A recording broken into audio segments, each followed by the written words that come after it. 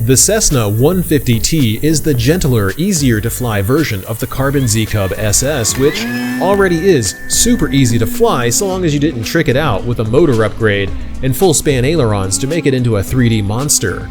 I don't know who would do that kind of thing, certainly not us. It's a beautiful scale replica of a classic full-scale Cessna that basically has no bad tendencies in the air at all. And this could easily be your second plane coming off of a trainer. But before you consider buying it, make sure that you have the space to store it and transport it. My Impala can be used to transport body bags, and the Cessna still takes up most of the trunk with the wings included. If your vehicle isn't the size of a hearse and you're not willing to drive like an old person with a seat slammed to the front, you might have to get creative with how you transport it because it's big. You can make it a little easier to carry around by putting the wing tube into the fuselage and by screwing the wheels on when you get to the field. It does take a few minutes, but it's much easier to transport with the wheels off.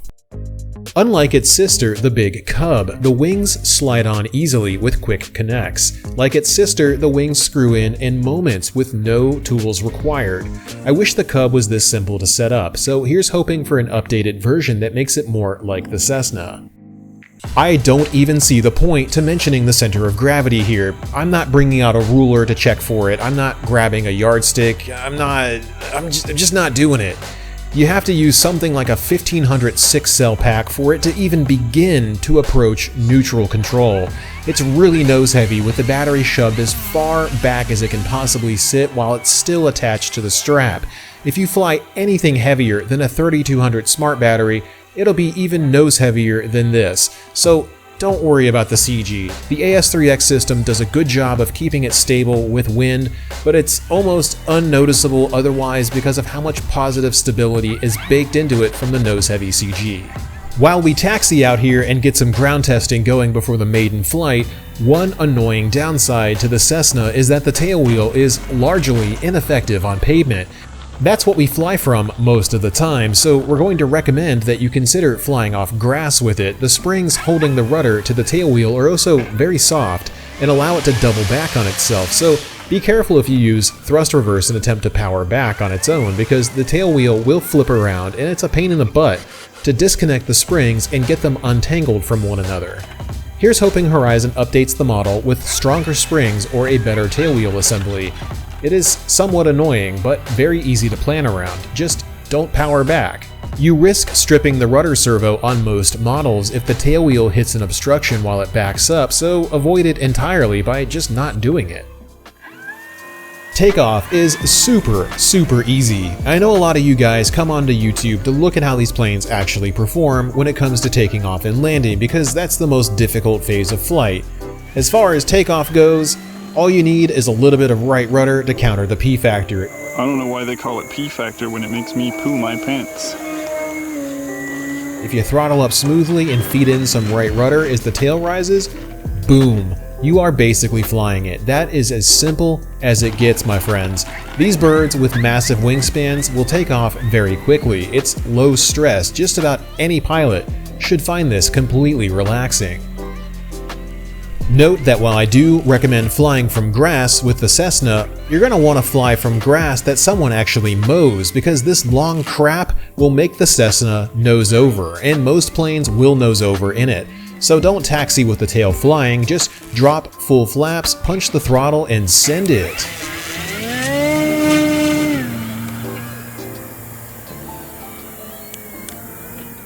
If you get the float kit for it, water flying is honestly what I would recommend that you try. It's my personal preference.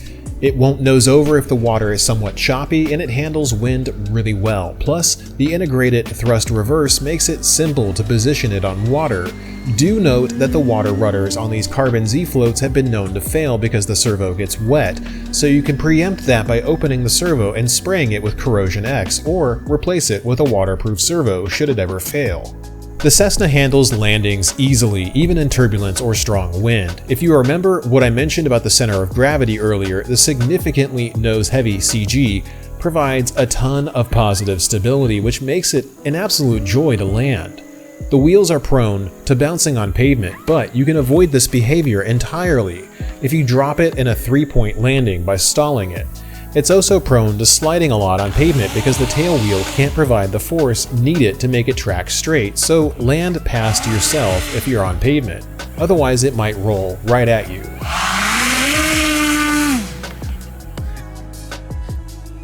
Landing on water is about as easy as it is on pavement, if not easier. It's a great intro to float landings. Even newer pilots should have no problem steering it on water or landing it safely. If you're used to nose draggers, float flying is basically the same thing as a tricycle geared plane, just on water and with 2 floats. Super stable, very fun, easy peasy. I usually get into the acrobatics section earlier than this, but the Cessna isn't capable of the kind of acro that I like to do. But that's okay. If every plane that I flew had to be identical, there wouldn't be much point to the hobby. Every airframe has its quirks and capabilities, and I learned to enjoy doing simpler aerobatics with the Cessna. I can hover it briefly, but it requires almost all of the stick and there's no punch-out available, so if you mess up, it's toast.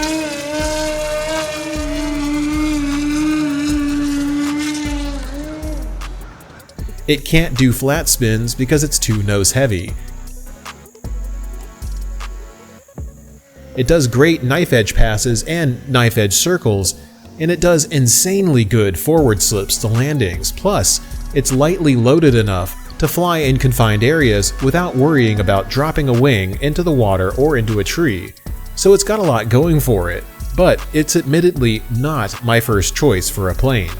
I just had to learn to appreciate it for what it is. Then I could start flying it how I love to fly. The Cessna is an all-around great airplane for light acro, some bush flying, and water flying.